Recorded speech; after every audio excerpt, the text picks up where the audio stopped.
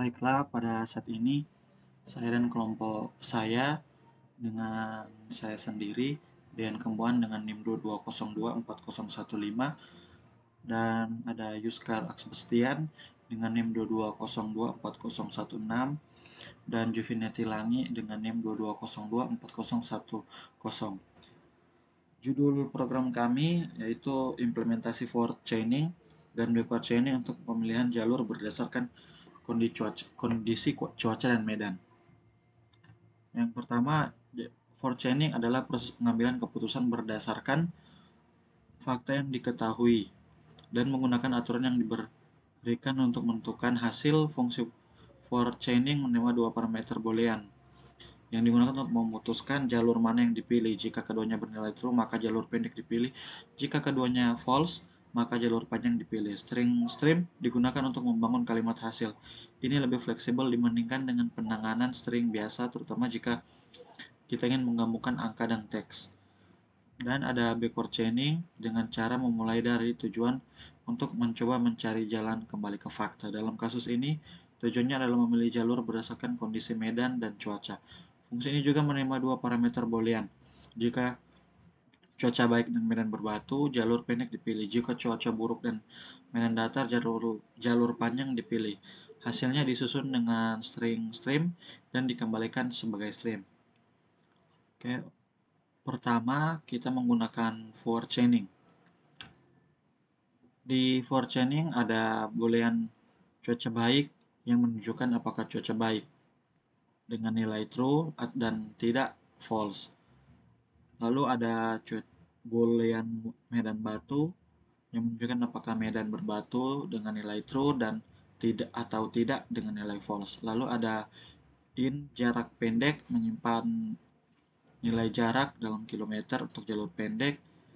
In jarak panjang menyimpan nilai jarak dalam kilometer untuk jalur panjang. Kita menggunakan string stream untuk menggabungkan string dengan variabel integer secara efisien. Ini membantu dalam menyusun pesan yang nanti dikembalikan sebagai hasil. Lalu ada logika if atau else. Untuk kondisi yang pertama, if cuaca baik dan medan berbatu. Jadi jika cuaca baik dengan nilai true dan medan berbatu dengan nilai true, maka fungsi jalur pendek dan nilai jarak pendek akan ditampilkan sebagai bagian dari pesan output. Contoh jalur yang dipilih, jalur pendek jarak 5 km. Lalu ada kondisi kedua, else if. Cuaca baik dan medan berbatu.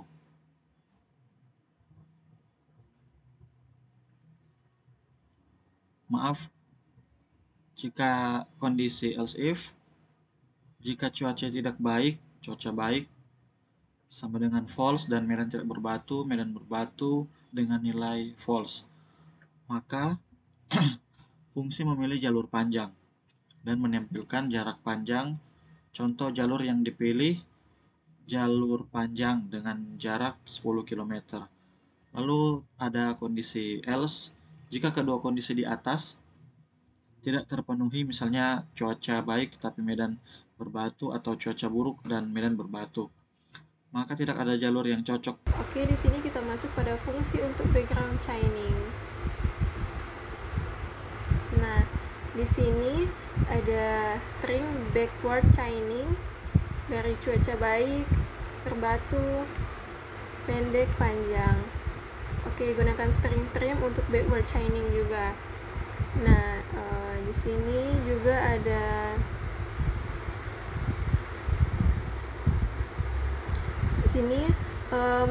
ini adalah fungsi untuk membuat objek string stream untuk menyusun string hasil. Oke, ini jika if cuaca baik. Nah, backward chaining ini bekerja dengan cara memulai dari tujuan dan mencoba mencari jalan kembali ke fakta. Nah, dalam kasus ini tujuannya adalah memilih jalur berdasarkan kondisi medan dan cuaca. Dan di sini adalah jalur yang dipilih, jalur berbatu. Oke, jarak pendek. Nah, oke. Fungsi ini juga menerima dua parameter boolean, cuaca baik, medan berbatu. Jika cuaca baik dan medan berbatu, jalur pendek dipilih. Jika cuaca baik dan jika cuaca buruk dan medan datar, jalur panjang dipilih. Nah, hasilnya disusun dengan string stream, dan dikembalikan sebagai string. Nah, baik, kita masuk di fungsi main dari program tersebut. Di sini ada variabel cuaca baik. Nah, ini menyimpan input boolean apakah cuaca baik atau tidak. Kemudian ada juga medan berbatu, menyimpan input boolean apakah medan berbatu atau tidak.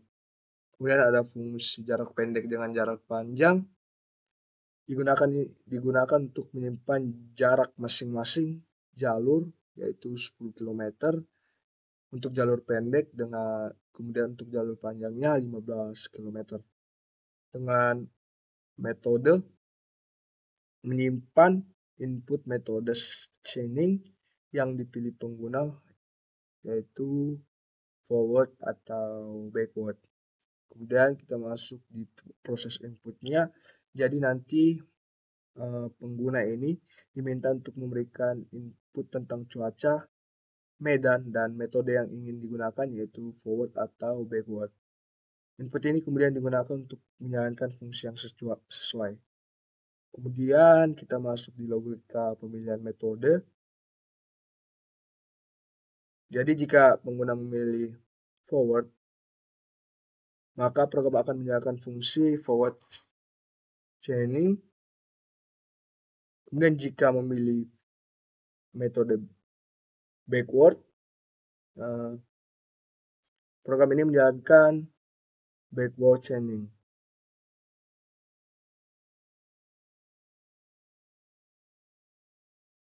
Nah, kemudian juga jika input metode tidak sesuai dengan yang diharapkan atau bukan forward atau backward, program ini menampilkan pesan kesalahan, yaitu metode tidak dikenali. Kemudian kita coba untuk running program tersebut. Kita memasukkan angka 1. Kemudian ini juga angka 1. Kemudian kita disuruh memasukkan metode, yaitu forward atau backward. Kita coba masukkan forward.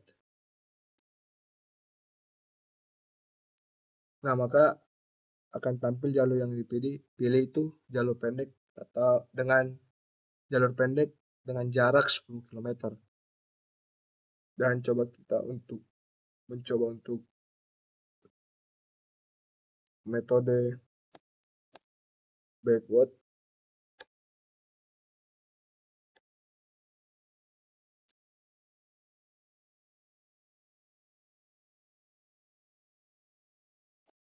Nah, jalur yang dipilih jalur berbatu dengan jarak 10 km. Jadi, forward chaining bekerja dengan memulai dari fakta yang diketahui, yaitu input pengguna, dengan mencari kesimpulan dari aturan yang tersedia. Kemudian juga backward chaining bekerja untuk memulai dari tujuan mencapai puncak dan mencari fakta yang mendukung pencapaian tujuan tersebut.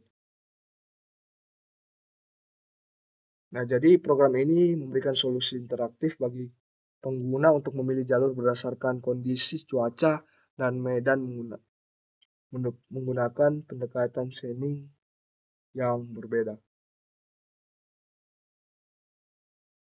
Nah, di sini saya ada contoh untuk pohon keputusannya.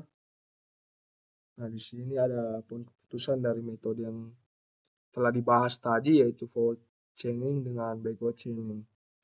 Nah, di sini dua metode tersebut akan diarahkan ke cuaca dengan kondisi medan berbatu. Kemudian diarahkan juga kalau ketika di metode forward chaining ini, ketika kita memilih ya itu jalur pendek dengan 10 km.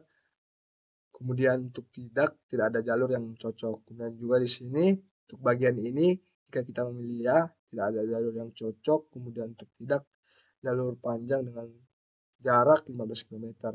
Begitu juga dengan metode backward chaining, kita diarahkan dari cuaca ke medan, yaitu medan berbatu. Nah, di sini yang pertama ketika kita memilih ya, jalur berbatunya dengan jarak itu 10 km, kemudian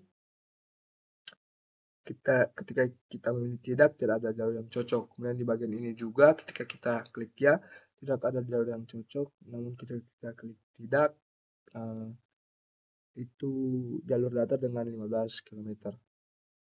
Jadi baik yang kelompok kami dapat bagikan dan jelaskan mengenai pohon keputusan dengan menghitung jarak tempuh dan pilihan metode yang sesuai dengan kasus forward chaining dan backward chaining, dengan judul yang kami angkat yaitu implementasi forward chaining dan backward chaining untuk pemilihan jalur berdasarkan kondisi cuaca dan medan.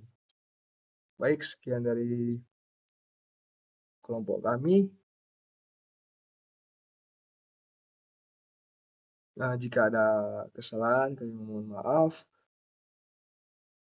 Terima kasih.